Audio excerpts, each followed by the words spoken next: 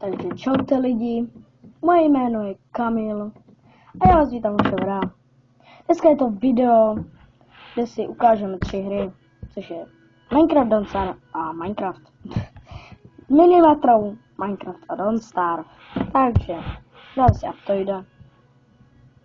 Samozřejmě si ho musíte stáhnout na Google Chrome, tohle to máte všude, vlastně nápady, jenom se napište Aptoida, ano? Tak a tady si napíšete, takže Minecraft Pocket Edition. Když se dáte zpět, ty si napíšete Minecraft P. A my tady to první si stáhnete. Takže dál. Napíšete si Don't Starve. Pocket Edition, neboli P. Tak, tady to nechci zrovna. Tady to máte.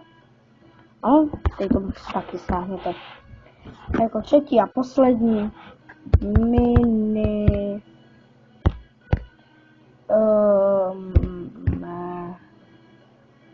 metro, tak. A to je tady hned to první. To si taky stáhnete. Ty vám ukážete na ten Aptoid, takže dáte si Chrome. Jednoduše napíšete Aptoide, jenom sem napíšete Aptoide.